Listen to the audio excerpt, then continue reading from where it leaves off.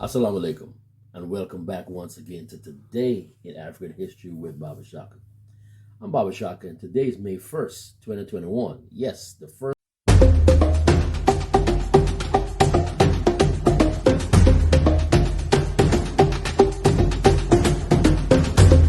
of May, a date that is very important to the labor movement all around the world. Also, I'd like to say Ramadan Mubarak to all of my Muslim brothers and sisters around the world who are observing the fast during this blessed month of Ramadan. May Allah subhanahu wa ta'ala accept your fast, reward your good deeds, and wipe away your misdeeds, inshallah.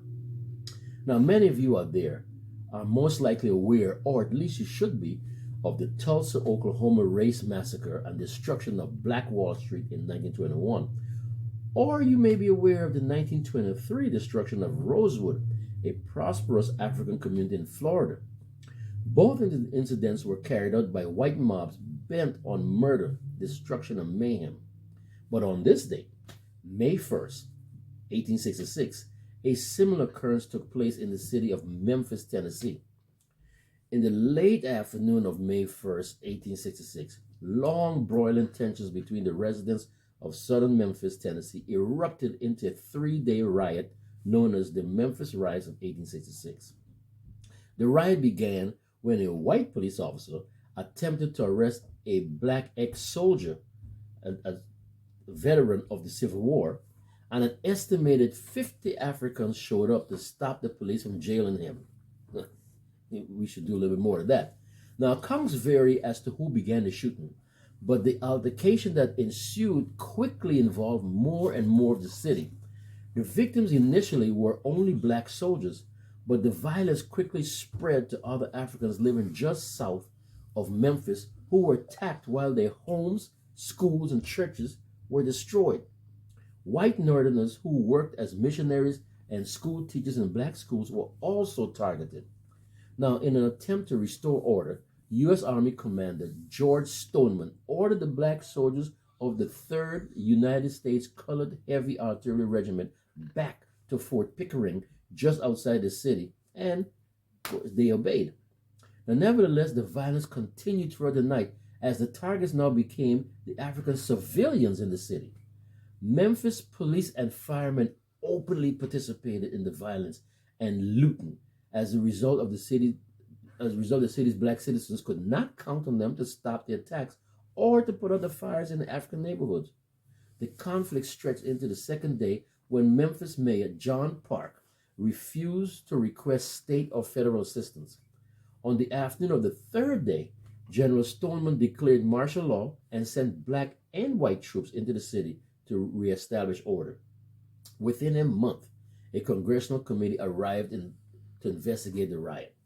The investigation and interviews were thorough, but the report was controlled by the so-called radical Republicans in Congress and used to gain support for Reconstruction policies. You see, back then, the Republican Party was the quote-unquote, progressive party, while the Democrats, especially the Dixiecrats, were the regressive party. Right? Now, the national impact of the report was the rapid endorsement of the 14th Amendment to the Constitution, making all formerly enslaved persons citizens, and the increasing of Republican majorities in Congress in the November 1866 elections. The report sought to show the vulnerability of Southern blacks immediately after the Civil War, but it targeted Irish Southerners as their major threat, as opposed to white Southerners in general. The report blamed the overwhelmingly Irish police force of Memphis, as well as the black Irish competition for manual labor jobs, for the underlying tensions that led to the conflict. Yet, it virtually ignored the non-Irish whites who participated in the riots and the role of black soldiers who, before the fighting, had been given responsibility of patrolling much of the city. Now, you see, the authority given to the black soldiers disturbed and discomforted many of Memphis's white citizens who preferred that the newly freed Africans retain subordinate roles in the city. Now, we can't have black men in uniform with guns patrol the city. White folks couldn't deal with that. Now, by the end of May 3rd, Memphis's black community had been devastated. 4 to 6 Africans had been killed, Two whites died in the conflict, but one was a result of an accident and another, a policeman, because of a self-inflicted gunshot. Now, there were 5 rapes and 285 people were injured. Over 100 houses and buildings burnt down as a result of the riot and the neglect of the firemen. No arrests were made. In other words, no one was held accountable. A sad and tragic state of affairs that exists to this day in these here yet to be United States.